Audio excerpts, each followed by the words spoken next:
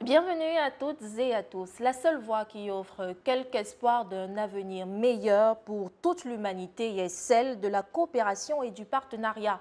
C'est un extrait du discours de Kofi Annan à l'Assemblée générale de l'ONU de septembre 2001. Mais seulement, on peut se poser la question, que faire si les clauses des accords de partenariat signés ne sont pas respectées?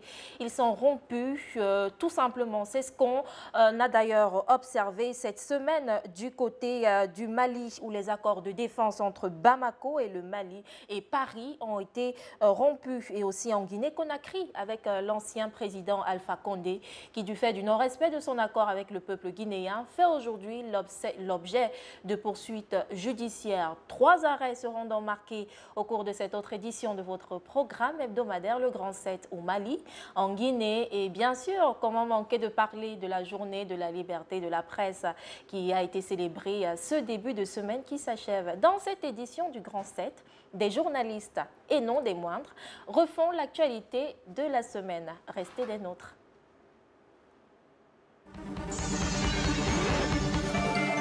Bonjour Marivonne et bienvenue à ce round-up de la semaine. Après son éviction du pouvoir par un coup d'État le 5 septembre 2021, Alpha Condé n'est décidément pas au bout de ses peines. Il devra faire face à la justice pour crimes de sang commis pendant ses 11 années de règne. En effet, plusieurs tueries et exactions ont été enregistrées à travers le pays lors des manifestations politiques et sociales. Il n'aurait pas agi seul. Le Front national pour la défense et la Constitution, le mouvement qui a joué un rôle important dans la lutte contre le 3e mandat du président Alpha Condé, a élaboré une liste dans laquelle figurent des responsables en service sous sa présidence. Ceux-ci auraient joué un rôle dans la commission de ces crimes de sang. On parle de 26 personnalités directement concernées.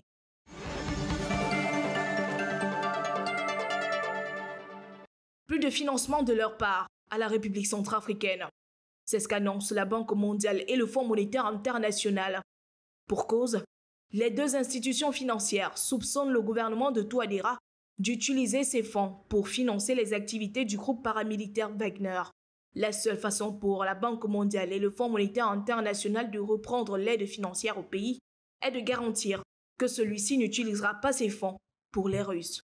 Suite à cette évolution, le ministre Hervé Ndoba a annoncé des coupes budgétaires dans plusieurs ministères. Certains verront une réduction de 40 à 60% de leurs finances, car le trésor a été touché.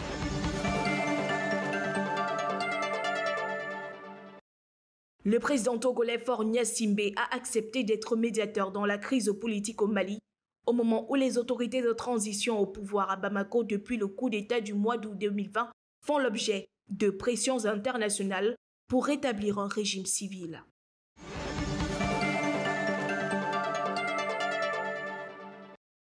Les autorités de transition au Mali ont déclaré ce 3 avril que la force anti-djihadiste française Barkhane n'avait plus de base légale pour opérer dans le pays après la dénonciation par Bamako des accords de coopération militaire.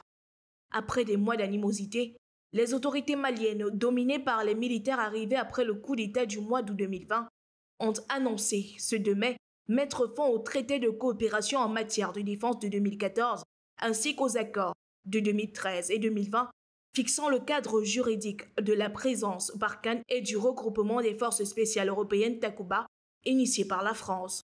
Le ministre malien des Affaires étrangères Abdoulaye Diop a redit ce mardi que la rupture du traité de 2014 prenait effet dans 6 mois.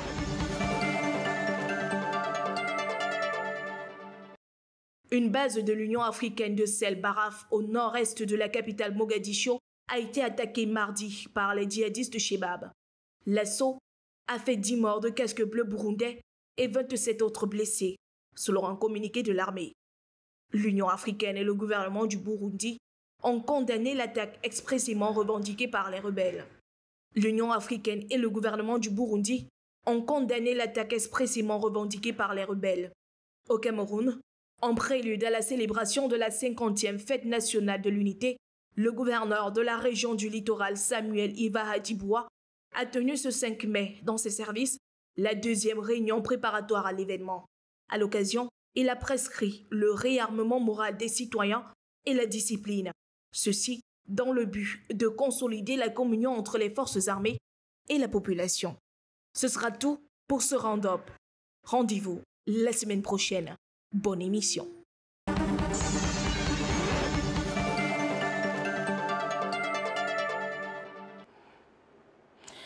La réalisation aura anticipé ce round-up, le round-up hebdomadaire de l'actualité qui est fait bien sûr par Audrey Melingui. Merci beaucoup Audrey pour ce round-up de l'actualité de la semaine. Je suis en compagnie sur ce plateau, je vous l'annonçais, hein, c'est une émission avec des journalistes cette semaine. Et donc, je suis accompagnée de Didier Ndengue, qui est journaliste et par ailleurs directeur de publication de La Plume de l'Aigle. C'est un journal en ligne. Il nous fait l'honneur d'être avec nous ce matin. Bienvenue Didier. Merci beaucoup Marie-Yvonne Ndongo. Merci pour cet accueil et surtout pour l'invitation dans le cadre de cette émission Le Grand 7. Vous allez bien? Je vais dire que la semaine était chargée, pas très en forme, mais on ne peut pas bouder une grande émission comme la vôtre et surtout une demoiselle qui présente une émission aussi de qualité. Donc, pas très en forme, mais je crois que je pourrai répondre à toutes les sollicitations au courant de cette émission. Merci en tout cas pour l'honneur que vous nous faites d'être là dans le cadre de cette autre sortie de votre programme hebdomadaire, le Grand 7. Je vous l'annonçais dès l'entame de cette émission. On va marquer notre premier arrêt du côté du Mali. Le Mali qui a donc été encore sous les projecteurs cette semaine avec la rupture des accords de défense entre Bamako et Paris. Et donc c'est donc désormais scellé dans un communiqué publié lundi 2 mai 2022. La transition au pouvoir à Bamako a dénoncé les accords de défense conclus avec Paris et ses partenaires européens, invoquant la détérioration profonde de la coopération militaire avec la France et ses atteintes flagrantes à la souveraineté nationale du Mali. Les accords de coopération entre Bamako et Paris, un divorce donc désormais consommé, Didier Ndengue. Oui, on peut dire que c'est un divorce désormais consommé. Et il faut également dire que le divorce et les procédures pour arriver à un tel divorce étaient déjà engagées depuis fort longtemps. Et surtout que ce divorce a été provoqué par la France parce que l'Élysée a maintes fois annoncé la rupture de la coopération entre la France et le Mali et de façon unilatérale. Le porte-parole du gouvernement malien le rappelle dans sa sortie. Abdoulaye Maga. Effectivement, donc, il rappelle dans sa sortie que de façon unilatérale, leur partenaire français avait annoncé la suspension de la coopération militaire avec le Mali. Donc, tellement il y a eu des violations de cette coopération et de façon unilatérale. Il le précise dans son communiqué, c'est qu'il laissait croire que la France boudait déjà le Mali et que la France n'était plus prête à collaborer avec le Mali. Maintenant, et de façon officielle, on pourrait dire que le gouvernement de transition du côté du Mali a juste officialisé un divorce qui était déjà engagé. Donc, et cette officialisation fait tellement mal aux partenaires français qui oublient que c'est lui qui avait d'abord engagé cette procédure de divorce. En principe, c'est juste une réponse légitime d'un gouvernement qui s'est senti humilié. Et du coup, il fallait prendre des grandes mesures. Vous avez vu que cette rupture était également annoncée à travers les actes du gouvernement de transition qui est dirigé par le colonel Assimi Goïta, avec comment dire ça, l'expulsion de l'ambassadeur de France à Bamako. Vous avez également vu la rupture, en quelque sorte, disons, la suspension des médias. Les médias France 24 et Radio France Internationale. Donc, je pense que c'était déjà la boussole était déjà bien tracée et il fallait absolument arriver à ce stade.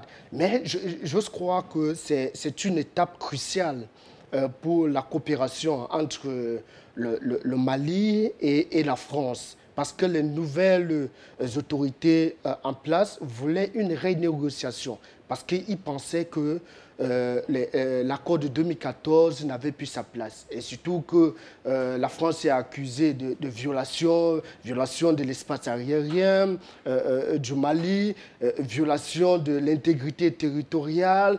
Vous avez également vu, même du côté du nord, du côté des Gao, le gouverneur de cette région avait dit que les militaires français, les soldats français interrogeaient, ils se sont transformés en quelque sorte en journalistes et interrogeaient les populations sur leur départ. Vous voyez un peu? C'est-à-dire les soldats qui se transforment en journalistes et partout poser la question aux populations, qu'est-ce que vous pensez de notre départ? Le gouverneur de la région de Gao avait dit, mais messieurs, ce n'est pas dans votre mandat. Il ne vous revient pas d'interroger la population sur votre départ ou pas. Vous avez des clauses avec les autorités.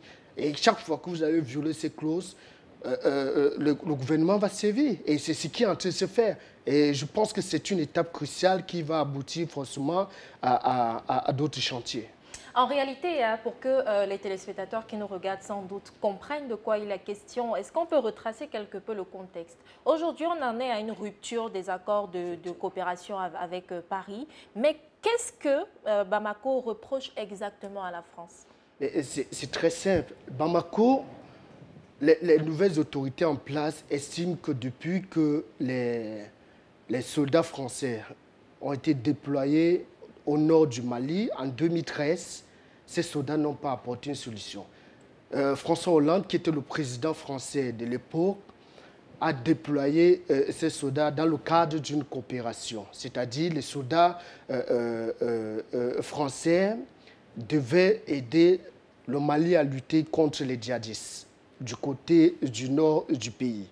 Mais depuis 2013, les autorités en place nous laissent savoir que la France ne menait pas réellement ces opérations, vu que le terrorisme ne fait que prendre de l'ampleur. Avant l'arrivée du colonel Assimi Goïta et ses hommes, le terrorisme ne faisait que prendre de l'ampleur et le pays était divisé. C'est-à-dire, vous avez les Touaregs du côté du nord, et on vous dit que ce sont des terroristes, mais quand le colonel Assimi Goïta arrive au pouvoir, parce qu'il faut dire que le colonel Assimi Goïta fait partie des soldats qui ont mené cette bataille, c'est-à-dire maîtrisent bien le front et sait absolument comment la politique française est implémentée au front. Et à ce niveau, donc depuis 2013 jusqu'à 2022, ça fait pratiquement 9 ans que les soldats français sont déployés de ce côté. Et il n'y a pas de solution adéquate. Et les autorités se sont dit, mais puisque vous ne respectez pas les accords et vous nous interdisez, nous, le peuple malien, de survoler notre territoire sans l'aval de Paris. C'est-à-dire, pour que les autorités, pour qu'un avion survole le ciel malien, il fallait absolument avoir l'aval de Paris pour aller combattre, par exemple, les terroristes. Donc, c'est-à-dire, les militaires français avaient fait du nord du Mali leur territoire, c'est-à-dire les chasses gardées. Et quand les autorités arrivent, mais ils font savoir à leurs partenaires français que mais nous ne pouvons pas accepter ça.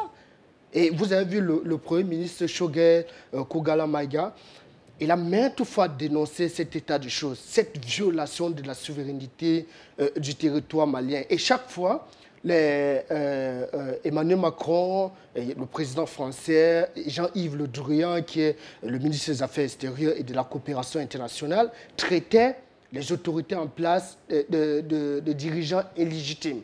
Vous voyez, à chaque fois, et on collait toujours cette étiquette, la junte au pouvoir. Et le ministre des Relations extérieures, Abdoulaye Diop, Abdoulaye Diop a adressé une correspondance, un avertissement aux autorités françaises via leur représentant, l'ambassadeur, pour dire que le respect est mutuel. Donc vous ne pouvez pas chaque fois manquer du respect aux autorités en place et vous voulez que nous soyons toujours soumis. Nous ne sommes plus à cette terre. Nous allons reconstruire, nous allons reconquérir notre territoire. Mais il savait que Paris, dans son arrogance légendaire, allait toujours dans cette lancée, c'est-à-dire offenser les autorités de transition. Et maintenant, vous voyez le résultat est là. Et il y a quelques mois, Assimi Goïta avait adressé une correspondance aux autorités françaises pour dire qu'il fallait renégocier les accords militaires. Ce que Paris refusait. Ce que Paris refusait. Jusqu'à présent, Paris n'admet pas. Et maintenant, quand de façon officielle, c'est-à-dire Bamako officialise la rupture, Paris dit qu'elle conteste. C'est-à-dire l'Élysée vous dit non, je conteste, ils ont pris cette décision sans nous consulter, alors qu'ils ont pris des décisions dans les années antérieures sans toutefois consulter les autorités en place. Et malheureusement pour eux, dans les clauses, il y a des passages qui sont réservés à la dénonciation et les autorités en place ont exploité cette piste et ont dénoncé cette coopération. Et justement, hein, vous en parlez bien de ces accords. Il faut le dire, hein, pour éclairer votre lanterne, chers téléspectateurs, que 3 textes sont concernés. Il s'agit bien de l'accord de 2013 encadrant la présence des forces françaises et donc des militaires de l'opération antiterroriste Barkhane déployée depuis 8 années au Sahel. Il s'agit aussi du traité de défense signé en 2014 pour organiser la coopération militaire structurelle entre Paris et Bamako. Et il s'agit également du protocole additionnel déterminant le statut des forces spéciales européennes engagées dans la Task Force Takuba qui opère dans le Nord depuis 2020 sous commandement français. Ce sont donc les 3 principaux textes que Bamako aujourd'hui n'accepte plus et Paris qui refuse donc de renégocier. Et donc cela mène donc à l'actualité à laquelle nous sommes actuellement du côté du Mali, la rupture des accords de coopération militaire entre Paris et Bamako.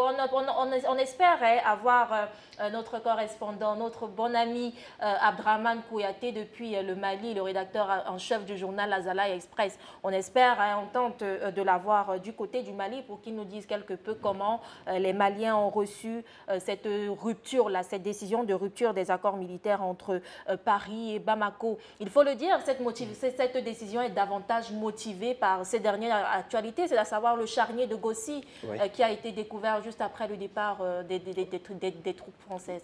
Effectivement. En ce qui concerne le charnier de Gossi, les autorités maliennes accusent les forces françaises d'espionnage. C'est-à-dire, quand ils ont été chassés du côté de Gossi, d'après les déclarations du porte-parole du gouvernement, ils ont déployé des drones, c'est-à-dire des drones pour espionner les forces armées maliennes. Et à ce niveau, Bamako estime que c'est une violation de trop. Il fallait absolument passer à une autre étape. Et c'est ce qui a été fait. Donc, c'est juste une goutte d'eau qui a débordé le vase.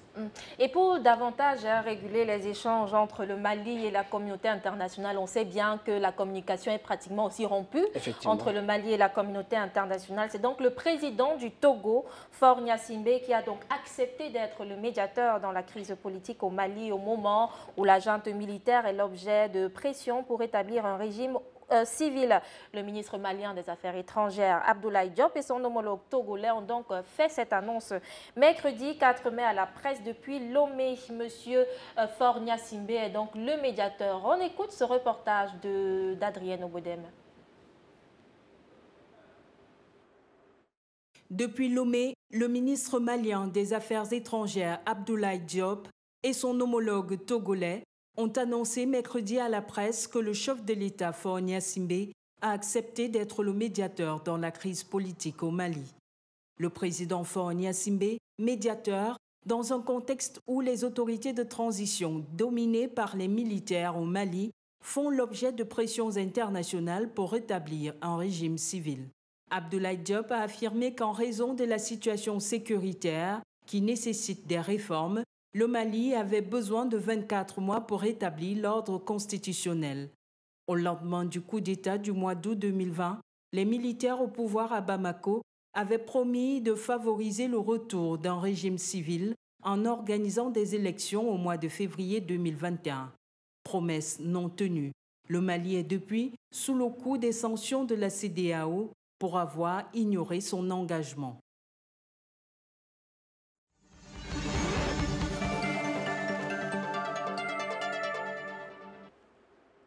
Merci beaucoup Adrienne Novoden qui revenait donc sur cette décision de mettre à la tête de la médiation le président togolais Faure Gnassingbé. C'est donc, on va dire, pour une bonne nouvelle, une mauvaise nouvelle de mettre le président togolais Faure Gnassingbé à la tête de la médiation. Je pense que le... Excusez-moi. Oui.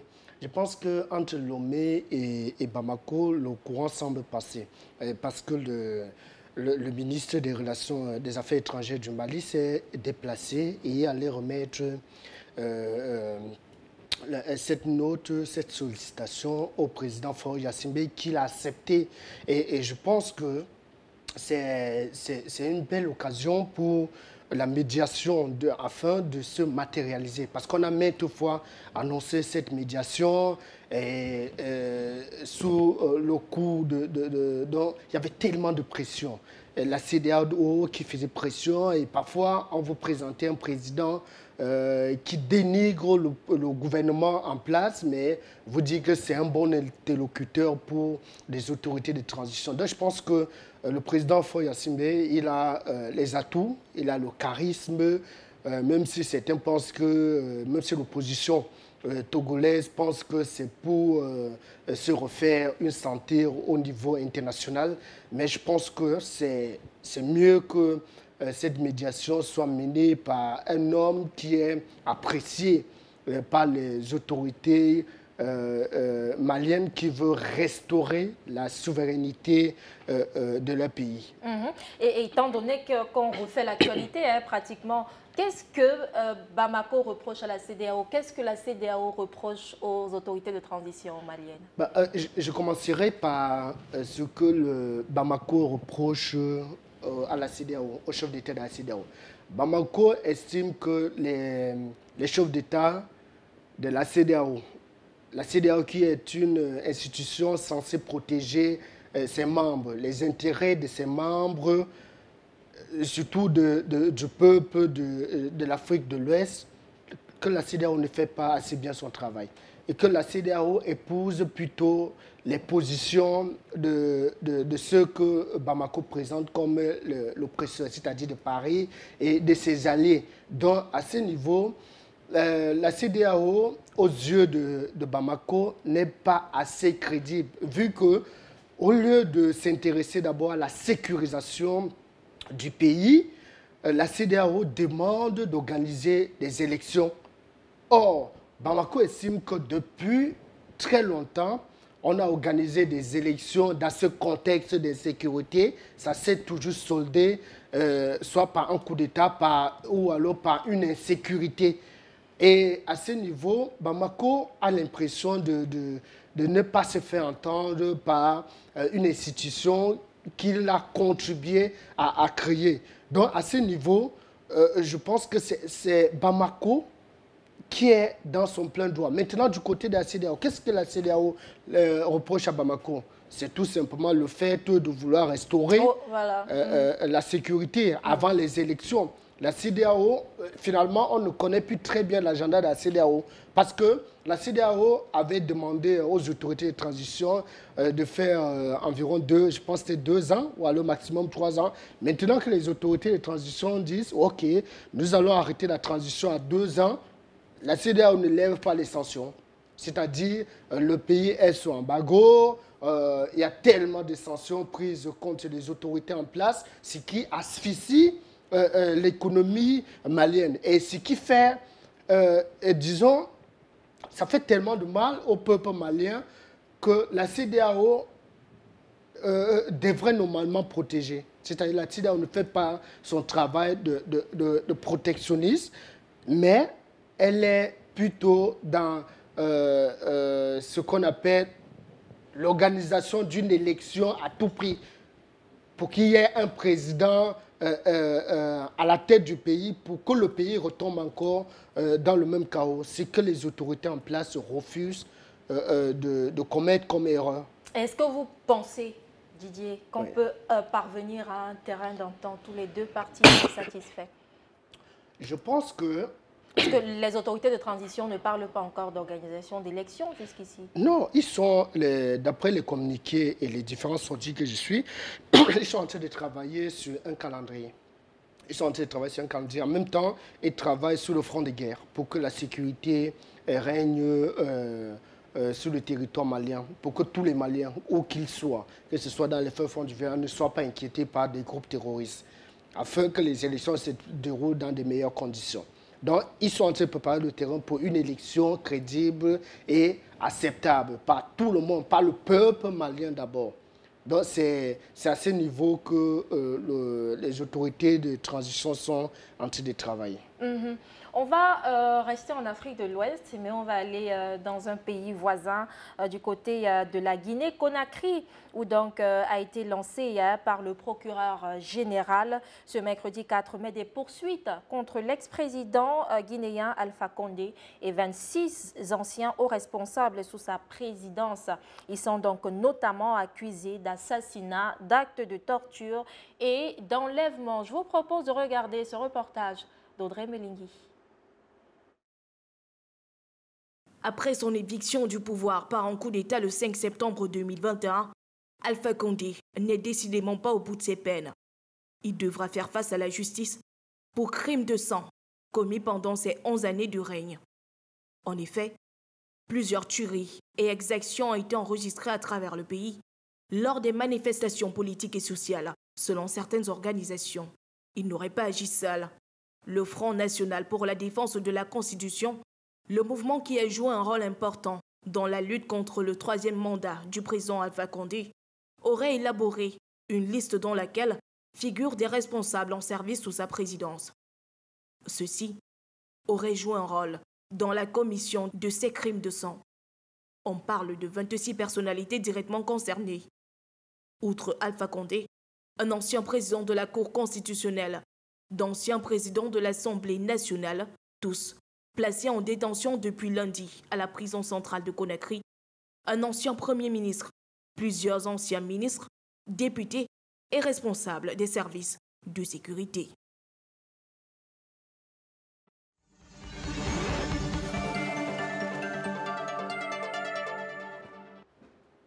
Merci beaucoup Audrey Melingui, Didier, l'ex-président de la Guinée qui est aujourd'hui, qui fait aujourd'hui, j'y arrive, l'objet de poursuites judiciaires. Oui, c'était prévisible.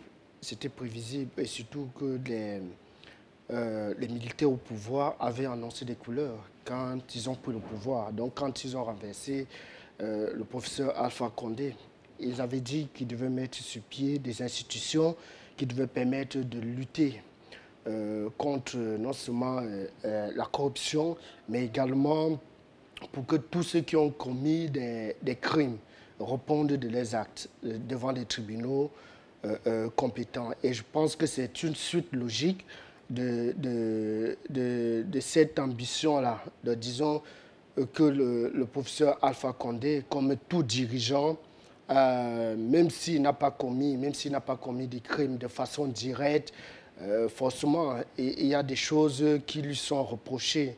Et s'il est innocent, il sera, les faits vont parler en sa faveur. Mais s'il est reconnu comme coupable des actions, des choses dont il est accusé, je pense que la justice doit faire son travail. Mais la justice doit toujours se rappeler qu'il s'agit d'un président africain, c'est-à-dire un panafricaniste, quelqu'un, avant d'être renversé, avait prouvé aux yeux du monde qu'il qu'il était déjà engagé sur la voie de la souveraineté, dont il va répondre ainsi que ces 26 collaborateurs, les 26 autres personnes qui sont citées dans le cadre de cette affaire. Donc je pense que ce n'est que normal qu'un chef de l'État qui a dirigé le pays pendant, je pense, 2 mandats, répondre... Et qui voulait un troisième mandat. Et qui voulait un troisième mandat, répondre des actes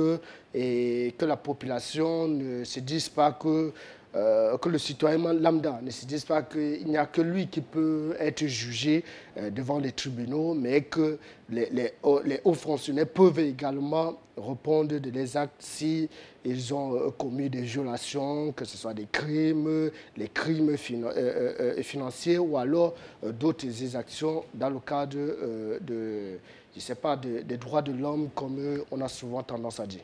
Mais c'est quand même une situation un peu similaire à celle que traverse le Mali. C'est pratiquement la même situation que traverse la Guinée-Conakry juste à côté. C'est donc une situation commune au pays d'Afrique de l'Ouest, Didier Ndege. Oui, c'est une situation commune au pays d'Afrique de l'Ouest, sauf que entre la Guinée-Conakry et le Mali, vous voyez qu'il y a beaucoup plus de pression qui pèse sur le Mali. Et la Guinée-Conakry, quand vous lisez par exemple les sorties de la CEDEAO à propos de la Guinée-Conakry, on a l'impression qu'on caresse un tout petit peu, mais quand il s'agit du Mali, on frappe fort, c'est-à-dire on frappe du poing sur la table. Ça veut dire qu'il y a des zones d'ombre que la population africaine devrait normalement déceler, et on espère que d'ici peu de temps, on aura des informations plus claires à ce niveau. Parce que du côté du Mali, vous voyez, on est moins amer avec les autorités qui étaient là avant l'arrivée d'Assimi Goïta et de ses hommes. Donc, avant son décès, le président Ibrahim Boubacar Keïta n'était pas aussi inquiété comme le président Alpha Condé du côté de la Guinée-Conakry. Donc, les deux sont peut-être en Afrique de l'Ouest, mais ils semblent avoir des politiques, même s'ils sont des militaires, mais ils semblent avoir des agendas très, très différents. Pourtant, le colonel Mamadi Doumbouya, qui est donc le président de la transition du côté de la Guinée-Conakry, a donc fixé la transition à 39 mois au mépris de la communauté internationale. Vous voyez qu'ils ne sont pas très amis aussi avec la CEDEAO. Oui, sauf que, je le disais tantôt, ils ne sont pas très amis avec la CEDEAO. Mais la CEDEAO ne fait pas autant de pression sur les autorités comme nous l'avons constaté. Parce que lui, il part pratiquement à 4 ans, 3 ans par là, plus de 3 ans, mais ils ne sont pas aussi inquiétés que du côté du Mali. Donc, ils sont peut-être en train de converger dans le même sens, mais ils ont des stratégies très différentes. Les stratégies sont très différentes et quand vous lisez la dernière sortie sur le Mali, sur la Guinée, je pense qu'il y a la Guinée, il y a le Burkina Faso, la CEDEAO est un tout petit peu tendre. Quand vous allez sur Twitter, les internautes vous disent mais la CEDEAO ne frappe pas aussi dur du côté du Burkina et de la Guinée-Conakry, mais quand il s'agit du Mali, c'est autre chose. Donc, maintenant, on peut s'amuser à faire une analyse entre nos journalistes. Oui. Qu'est-ce qui se passe véritablement? Est-ce la France impliquée au Mali et le fait que le Mali aujourd'hui n'ait plus envie de voir la France installée sur son territoire? Vous voyez, Marie-Yvonne Ndongo, j'observe la Guinée-Conakry et le Burkina Faso avec beaucoup de réserves. C'est-à-dire, je m'intéresse à leur actualité, mais avec beaucoup de réserves. Parce que de façon claire, peut-être, moi, je n'ai pas encore vu où ils veulent absolument amener leur pays. Est-ce que c'est pour embrouiller la population, comme ça a souvent été le cas, peut-être pour satisfaire d'autres intérêts? Or, du côté du Mali, c'est plus clair. La vision est bien tracée. On vous dit, nous voulons aller à ce niveau. Nous ne voulons plus. Mais vous voyez, des deux autres États, les stratégies sont Et très... puis même les prises de parole les sont prises très de, réduites. effectivement, les prises de parole sont très réduites. Et donc, nous avons trop de réserves. Personnellement, j'ai trop de réserves, donc je ne peux pas dire que c'est un coup d'État, donc je ne peux pas affirmer que c'est un coup d'État, que ce sont des coups d'État commandités par Paris, je ne sais pas, ou alors des coups d'État, comme on dit, des coups d'État montés, sollicités par la population. On parle de coups d'État salvateurs, un truc comme ça. Je ne sais pas trop parce qu'on n'a pas encore la vision, vraiment la vision du Burkina, des autorités de transition au Burkina Faso, en Guinée-Conakry, même au Tchad, il y a toujours des zones d'ombre. Et du coup, les Africains regardent, ils observent, ils essayent d'analyser, même si tout semble flou jusqu'à présent. On va clôturer ce sujet à la fois au Mali et en Guinée-Conakry pour se poser la question. C'est une question qu'on s'est posée avec la recrudescence des coups d'État en Afrique de l'Ouest. Qu'est-ce qui peut justifier? Est-ce la politique africaine en Afrique de l'Ouest qui est mauvaise? Qu'est-ce qui peut justifier la recrudescence des coups d'État de ce côté de l'Afrique, Didier?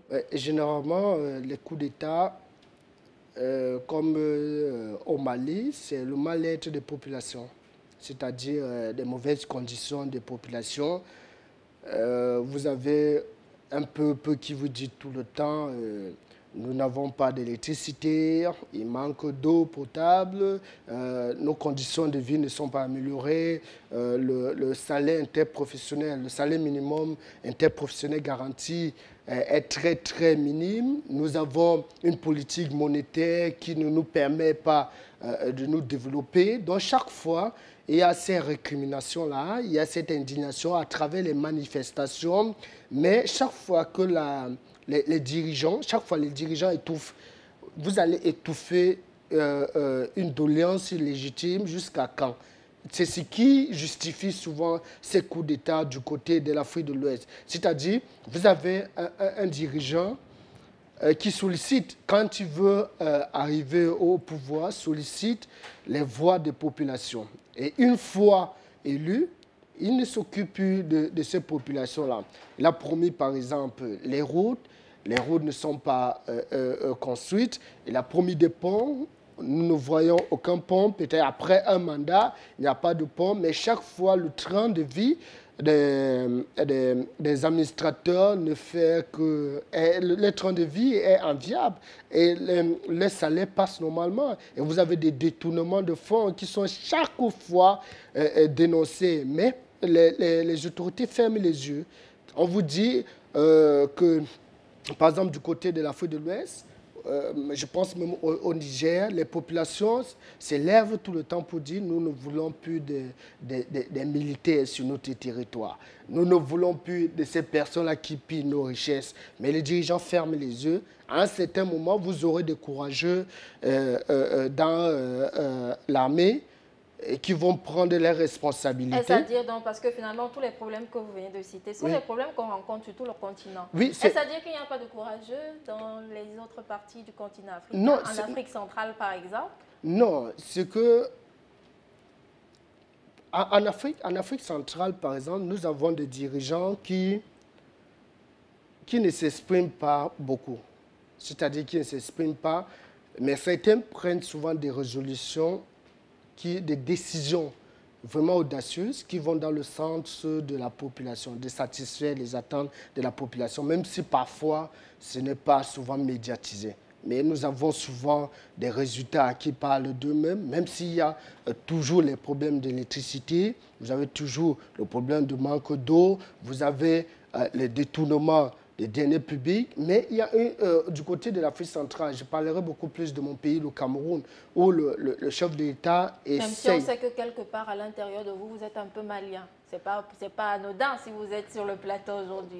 Oui, bon, je suis africain. Vraiment, je suis fier d'être africain. Peut-être que je ne dirais pas que c'est...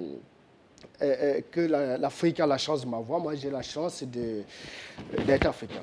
Donc, vraiment, c'est une grâce. Donc, je disais qu'au niveau du Cameroun, le président et les dirigeants en place essayent de manager. Donc, ils managent au maximum pour répondre à la demande, aux différentes doléances des populations et aussi pour respecter les clauses au niveau international. Donc, je pense que tout ça, c'est le management. Mais chaque fois que vous allez fermer les yeux et ne même pas prendre des décisions, c'est-à-dire des mesures pour satisfaire les populations, vous allez arriver à ces multiples coups d'État que nous observons. Parfois même, certains vous disent c'est un coup d'État qui a été anticipé par ceux qui veulent toujours avoir la main mise sur les richesses du pays. Donc, il y a plusieurs formes de choses, plusieurs difficultés qui peuvent déboucher à ces coups d'État que nous observons du côté de l'Afrique de l'Ouest. Parfois, l'Afrique de l'Ouest qui est souvent pris en exemple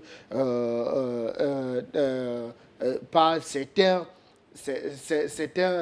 membres de la société civile en Afrique centrale, parce qu'on vous dit l'intégration là-bas, l'intégration est effective, effectivement. Les Maliens, les Sénégalais et parfois même les Ivoiriens s'entendent bien, les Nigériens, ils s'entendent bien. La circulation est une réalité, la libre circulation est une réalité.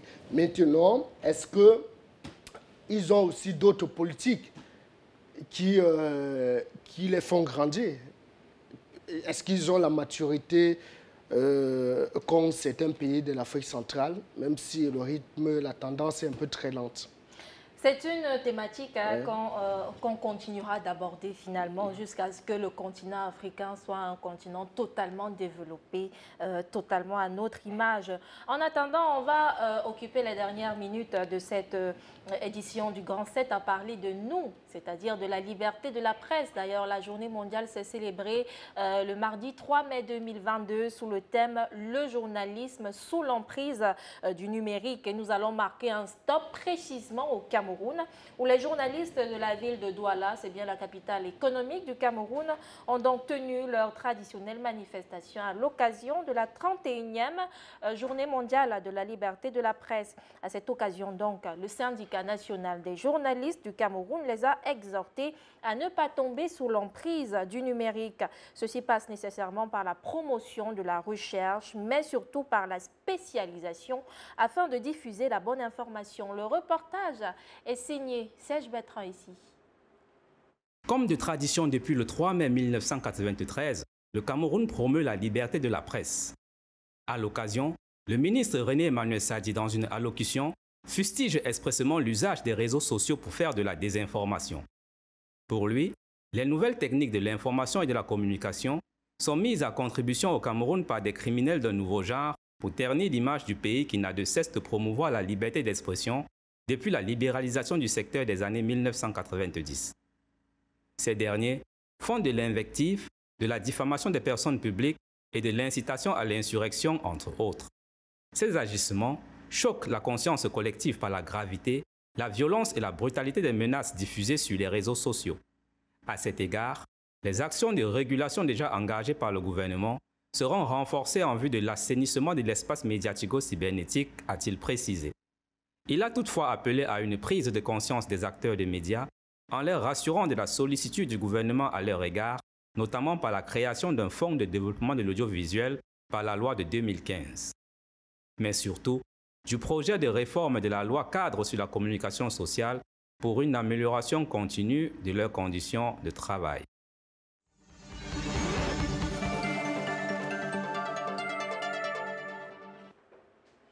Merci Serge Bertrand ici. Vous l'aurez compris, chers téléspectateurs, on parle donc de la Journée mondiale de la liberté de la presse qui s'est célébrée cette semaine sous le thème, je le rappelle, le journalisme sous l'emprise du numérique. Et Didier Ndengue, je vous l'ai dit, ce n'est pas anodin qu'il soit sur ce plateau. Il pourra davantage nous en parler. Didier Ndengue, je le rappelle, journaliste, directeur de publication de La Plume de l'Aigle. C'est un journal en ligne. Didier, il faut le dire, de plus en plus, l'information... les journalistes utilisent le numérique pour pouvoir véhiculer les informations. Mais seulement, il y a plusieurs défis à relever. Quels sont les défis précisément auxquels vous faites face, Didier? Il faut dire que La Plume de l'Aigle a 4 ans, a déjà 4 ans cette année. et les différents défis sur le digital, parce qu'il faut souvent faire le distinguo entre le digital qui est tout ce qui est sur le numérique, c'est-à-dire toutes les plateformes, vous avez les WhatsApp, les Facebook, ça c'est le digital. Maintenant, il y a les médias. Les médias sociaux, c'est-à-dire les sites internet et les différents journaux en ligne, c'est-à-dire les journaux d'actualité investis au Cameroun, le journal du Cameroun, vous avez La Voix du Quat, vous avez Kamebi, Cameroun Info, Actu Cameroun. Voilà les quelques médias en ligne que nous avons au Cameroun, quelques médias crédibles que nous avons au Cameroun. Maintenant, il y a une confusion avec des médias qui sont essentiellement dans le fake, c'est-à-dire la manipulation.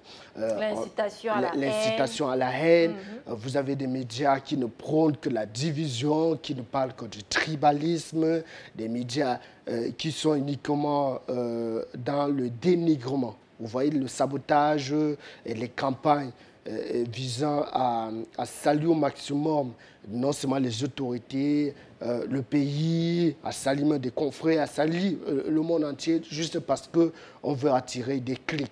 Maintenant, quand le thème de la journée mondiale de la liberté de la presse porte sur le numérique, c'est une bonne chose. Maintenant, il faudrait que ceux qui outillent, ou alors ceux qui tiennent des formations sur le numérique, sur le digital, recommandent ou alors essayent au maximum de répertorier des plateformes, les plateformes crédibles. Vous savez que si vous allez sur un journal en ligne comme le journal du Cameroun, vous aurez une information crédible. Si vous allez sur un journal en ligne, camerouninfo.net, vous aurez une information crédible, une information vérifiée et vérifiable. Maintenant, vous avez des journaux qui lancent les alertes uniquement, parfois pour manipuler, qui ont d'autres intérêts, qui défendent d'autres causes, donc qui militent pour d'autres causes ou alors qui sont là pour véhiculer les idéaux de certains lobbies. Donc, les défis au niveau du digital, c'est la vérification des informations. Quand vous allez sur une page, par exemple Facebook, d'un lanceur d'alerte ou alors de quelqu'un qui parle de tout pour attirer l'attention des followers, il faut toujours se rassurer que l'information qui est donnée par cet influenceur, par cet internaute est de bonne qualité. Vous pouvez vérifier à travers d'autres plateformes, par 2 ou 3, 4 personnes, avant de vous affoler ou alors avant de prendre certaines mesures. Donc, il faut absolument vérifier l'information que vous recueillez en ligne avant de la diffuser ou alors avant de la repartager. Voilà un peu quelques défis. Il faut également amener les lecteurs ou alors les journalistes, parfois qui s'inspirent du fake pour relayer, juste pour attirer des clics. Il faut les amener à toujours vérifier la bonne information et surtout à rappeler les dispositions qui sont mises en place en cas de violation de la vie privée de quelqu'un, en cas de violation, je ne sais pas, de la déontologie, ce que la loi prévoit dans ces cadres. Donc il faut rester dans la logique. Moi, je pense que le digital est une aubaine pour les journalistes. Mais il faut savoir s'en servir. Il faut savoir s'en servir. Donc c'est juste pour les journalistes classiques, c'est-à-dire des médias classiques. Vous pouvez prendre une information, vous pouvez vérifier une information à travers plusieurs plateformes numériques et en vous rapprochant des sources, vraiment des sources fiables avant de relayer telle information. Parce que si vous relayez une fausse information, vous allez perdre beaucoup de lecteurs et c'est tout un peuple que vous allez induire en erreur. Maintenant, on s'adresse à des téléspectateurs qui certainement se demandent où ils sont. Que lire sur Internet? Parce que c'est pratiquement un réflexe, hein, quand on se lève le matin, on fouille son téléphone et on tombe sur tout et n'importe quoi. Que lire? Comment s'assurer, pour un lecteur qui n'est pas forcément de la profession comme vous et moi, comment s'assurer que l'information qu'il lit est effectivement la bonne? Parce qu'il y a plusieurs sources d'informations sur Facebook, sur Twitter, sur tous les réseaux sociaux. Il y a des informations qui sont véhiculées, mais il ne sait pas exactement quoi prendre. Oui, c'est vrai que sur la toile, nous avons ce que nous appelons l'infobésie. L'infobésie, c'est-à-dire c'est un peu comme l'obésité. Il y a tellement d'informations qu'on ne sait pas laquelle est la bonne et laquelle prendre en considération. Maintenant, il faut toujours se rassurer que l'information que vous prenez, ça dépend de vos centres d'intérêt. Vous avez par exemple, vous êtes un passionné de la restauration, vous êtes un passionné, je ne sais pas, de la littérature, rassurez-vous que l'internaute que vous suivez au quotidien, vous pouvez faire des recherches sur l'identité de cet internaute pour voir son passé, pour vous rassurer que cet internaute existe réellement, parce qu'il y a des personnes qui utilisent des comptes pour véhiculer des fakes ou alors pour manipuler tout simplement. Donc, l'idéal ici, en tant que téléspectateur, pour dire aux téléspectateurs qui nous écoutent, qu'avant de prendre en considération, avant de véhiculer, de relayer une information, avant de cliquer sur partage, essayez de voir dans le passé de la personne qui relaie une information, si cette personne a l'habitude de manipuler ou alors a l'habitude de relayer des informations juste pour manipuler ou alors pour des gangs, je ne sais pas trop, des personnes qui vont nuire à votre existence. Donc il faut toujours fouiller dans le passé, essayer de confronter, essayer de fouiller d'autres pages pour voir est-ce que cette information se retrouve par exemple sur la page Facebook de Marie-Yvonne Ndongo ou alors sur la page Facebook des journalistes qui donnent la bonne information. Donc il faut avoir des références, des personnes vers qui vous pouvez aller. Moi j'ai par exemple des lecteurs qui viennent souvent, même après avoir lu une information sur la plume de l'aigle, viennent dans mon inbox, Didier, ou alors près le téléphone, il m'appelle. Didier, est-ce que l'information-ci est vraiment vraie? Ou alors tu as publié juste pour avoir des lecteurs? Je rassure toujours, non, je ne publie pas pour avoir des lecteurs, juste pour avoir des lecteurs. Si j'ai 50 personnes qui cliquent sur un article de qualité, ce sera 50 personnes que tu auras informées de façon crédible. Donc, il faut toujours se rassurer que les personnes que vous suivez, les pages que vous suivez sont des pages crédibles. Maintenant, il y a un malaise que j'aimerais bien soulever avec vous, Didier Ndengue, surtout à l'ère des nouvelles technologies de l'information et de la communication. Tout le monde est journaliste. On se retrouve pratiquement envahi par des personnes qui n'ont pas forcément de profession, mais qui se lèvent un matin, de formation, pardon, mais qui se lèvent un matin et qui sont journalistes, juste à travers les réseaux sociaux. Oui, mais vous savez, le journalisme, c'est un métier qui s'apprend. Parce que vous ne pouvez pas tout balancer sur la toile et dire que vous êtes journaliste, même si vous êtes conscient que vous ne vérifiez pas vos informations. Vous n'avez pas confronté les différentes sources avant de ressortir cet article ou alors cet texte que vous mettez à la disposition de la population. Nous avons dans le journalisme plusieurs qui excellent. Dans les chroniques, vous avez les chroniqueurs dans les médias, les éditorialistes, vous avez des reporters, des personnes, donc vous avez des enquêtes qui sont menées, mais si on plaçait par exemple tous ceux qui font dans la diffamation, qui vous disent à longueur de journée, le SGPR est monté ici, là les cobras chez lui, le président de la République est mort, voilà, il est tombé au stade pendant la finale de la Coupe d'Afrique des Nations, alors que vous n'avez pas vérifié, alors que c'est juste une information sortie à Yaoundé, on dit, du laboratoire d'Odja, juste pour manipuler la population. Mais quand vous essayez de vérifier, il faut prendre du temps pour vérifier. Il faut confronter les sources, essayer d'approcher 2 ou 3 personnes qui confirment ou alors infirment avant de rédiger ou avant de mettre vos tests à la disposition de la population. Et il faut être formé pour ça. Il faut être formé pour ça. Parce que si vous n'êtes pas passé par une rédaction, si vous n'avez pas le réflexe de reporter, c'est-à-dire collecter, entretenir des sources, appeler des sources fiables, essayer d'avoir un sens d'analyse élevé, vous ne pouvez pas. Parce que tout le monde peut ouvrir effectivement un compte sur Facebook, sur Twitter et véhiculer ses idées. Et moi, personnellement, je recommande à chaque Camerounais d'ouvrir un blog, parce qu'à travers le blog, vous pouvez parler de tout. C'est-à-dire parler de votre vie, votre quotidien, ce que vous avez mangé. Mais ça ne fait pas forcément de vous un journaliste. Ça fait de vous un blogueur. C'est-à-dire un blogueur, un internaute qui balance son quotidien sur ces plateformes. Mais le journalisme, ça s'apprend. Ça s'apprend sur le terrain, dans une salle de rédaction. Comment collecter, comment traiter et comment diffuser. Et vous êtes par ailleurs, Didier Ndengue, membre du syndicat national des journalistes du Cameroun, le SNJC. Effectivement. Très rapidement, hein, parce que nous sommes presque au terme de cette émission, quelles sont les actions que mène le SNJC pour une meilleure intégration des journalistes au Cameroun?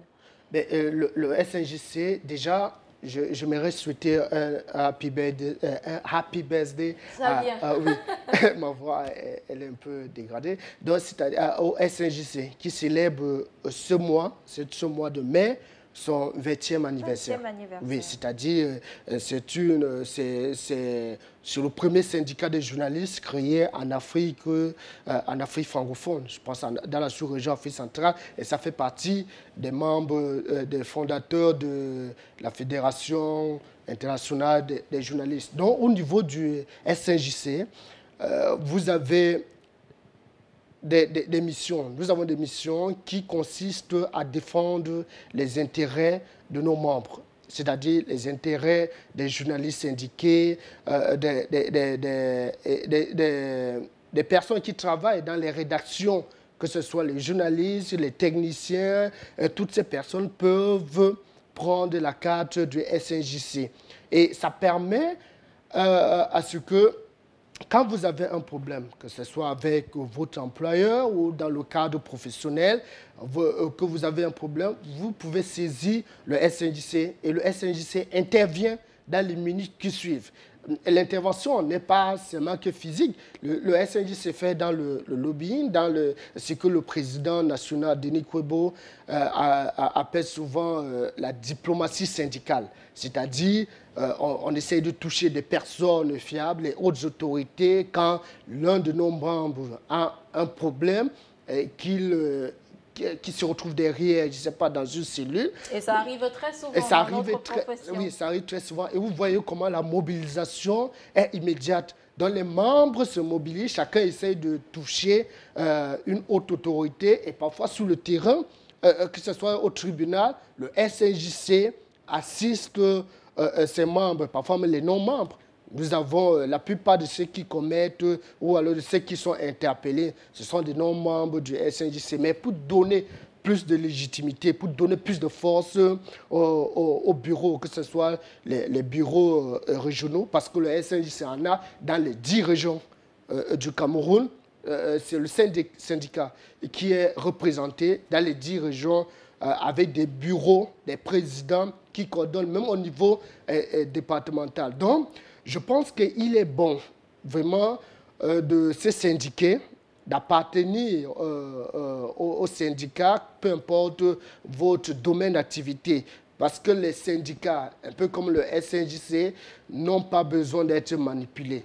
Peut-être avant, ça pouvait se dérouler lors de la célébration. Très rapidement. Oui, lors de la célébration effective des 20 ans du SNJC, nous avons eu quelques pères fondateurs. Nous avons eu Henriette Ekwe qui est revenu sur la création du SNJC. Nous avons eu Alès Gustave Azebazé qui est également qui fait partie de ceux-là qui ont porté le SNJC. Nous avons Jean-Marc Sobot qui pilotait ce mouvement-là, Noé Ndjebet Massoussi de Regretter Mémoire, qui ont cru vraiment à ce mouvement. Nous avons le rédacteur en chef du quotidien, La Nouvelle Expression, David Noou, que je salue affectueusement, qui ont cru. Et la plupart d'entre eux ont été licenciés parce que ils menaient des batailles légitimes pour que le SNJC voit le jour. Donc vous voyez que ce sont des personnes qui ont cru et qui sont là et soutiennent la nouvelle génération, cette génération qui n'a pas droit à l'erreur. Et c'est ce que nous essayons de faire au maximum pour que le SNJC vole toujours plus haut. D'accord, on vous souhaite bon courage, Didier Dengue. Merci beaucoup, Marie-Yvonne. L'accomplissement de cette mission-là. Merci beaucoup. Et on vous dit par la même occasion, merci d'avoir accepté cette invitation du Grand 7. Merci beaucoup, Marie-Yvonne. Malgré la voix, vous l'aurez remarqué, elle n'est pas très joviale comme d'habitude. Mais j'espère que je serai à la hauteur la prochaine fois et que les téléspectateurs seront plus satisfaits qu'aujourd'hui. On n'hésitera pas en tout cas à vous recontacter en cas de besoin. Merci à vous, chers téléspectateurs, qui avez été encore nombreux à nous regarder pour cette autre sortie de votre programme hebdomadaire, Le Grand 7 sur Dash TV News. Je vous donne sans doute rendez-vous dimanche prochain pour une nouvelle édition. En attendant, nos programmes se poursuivent sur Dash TV News.